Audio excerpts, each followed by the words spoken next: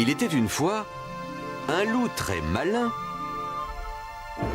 une abominable sorcière et un énorme géant gigantesque. Ils avaient réussi tous les trois à se faire une très mauvaise réputation. Ils faisaient régner la peur dans les sombres forêts, les lacs profonds et les châteaux enchantés.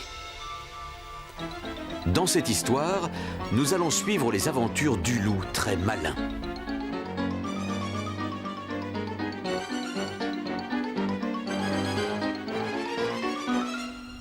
Est-ce que le grand-père empêchera Petit Pierre de sortir et le loup de gagner? Vous le saurez en suivant la dernière aventure de Loup, sorcière et géant. Aujourd'hui, Pierre et le loup.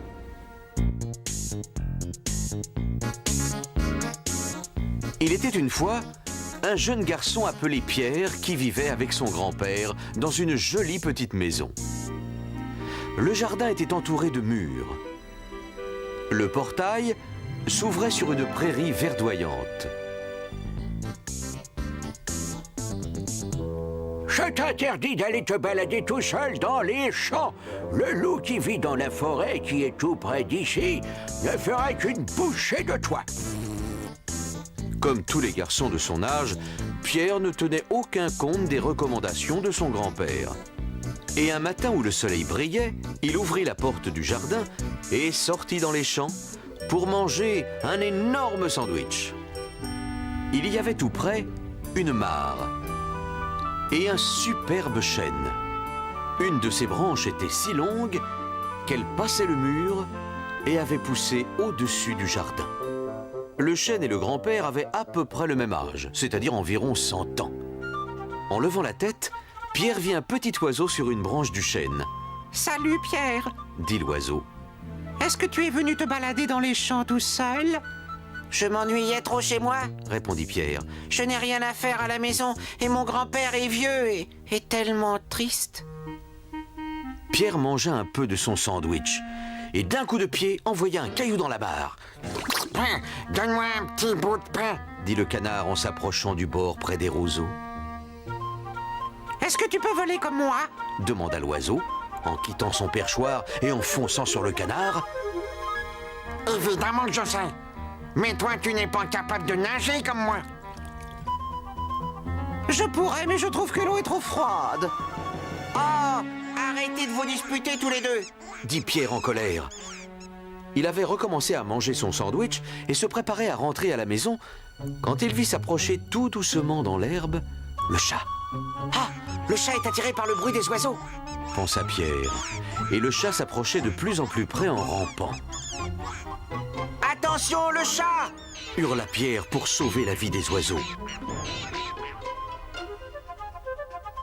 Miaou, miaou. Je te remercie beaucoup. Dit le chat très déçu. Je te préviendrai aussi, par exemple, miaou, miaou, quand le loup sera dans le coin. Ou alors, ton grand-père. Les paroles du chat venaient juste à point. Parce que le grand-père attrapa brutalement Petit Pierre par le bras et le ramena de force à la maison. Allez, avance. Caché derrière les arbres à la lisière de la forêt, quelqu'un observait la scène avec beaucoup d'intérêt. C'était le loup qui avait très faim. Sans faire de bruit, il avança vers la mare sur la pointe des pieds. « Ce petit canard est bien appétissant. » Se dit le loup le regardant avec envie. Mais il y avait la mare et le canard nageait en plein milieu. Comment faire pour l'attraper? Ça me rappelle ma première leçon de natation. Le poney et le tuba. Et il se glissa dans l'eau en rampant comme un crocodile. Et faillit se noyer au milieu de la mare. Et regagna péniblement la berge. C'est bien fait pour moi, voilà. Je prendrai un bateau la prochaine fois. Tiens, qu'est-ce que ça peut bien être? Dit le loup en se baissant pour ramasser le sandwich de Pierre. Voilà du bon jambon. Je garde le pain pour tendre un piège à ce petit canard. Coin, lança le loup en jetant quelques petits morceaux de pain juste au bord de la mare. Le canard, sans se méfier, et poussé par la faim, s'approcha rapidement des morceaux de pain. Alors, le loup sortit du bouquet de roseaux et il bondit sur ce pauvre canard et l'avala tout cru. « Ah, que c'est bon !» pensa le loup. « Et très facile, je me suis même pas donné de mal. » Maintenant, ça va être le tour de ce chat bien dodu. Miam. Le chat, grimpé sur une branche, observait le loup avec attention, comme le petit oiseau.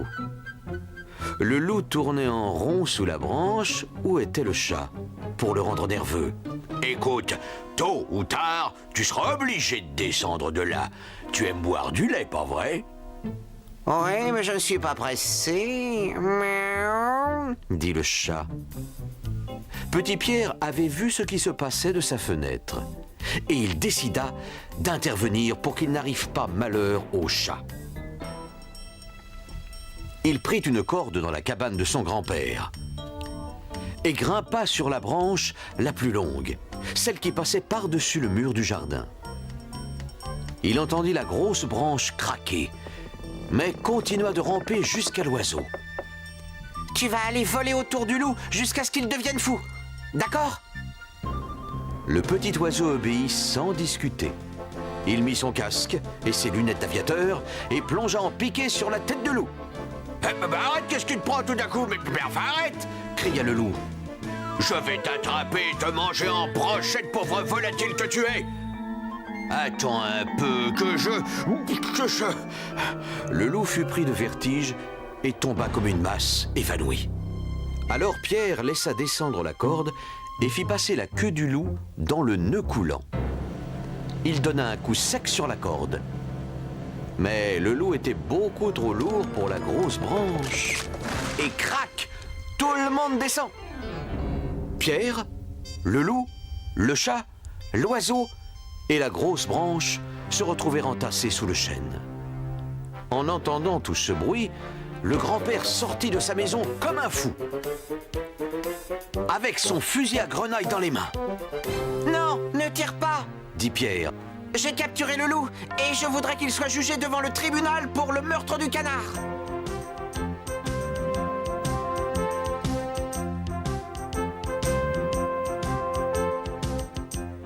Une chasse à courre qui passait à ce moment-là servit d'escorte au loup pour le conduire jusqu'au palais de justice. Quel crétin, ce pauvre loup.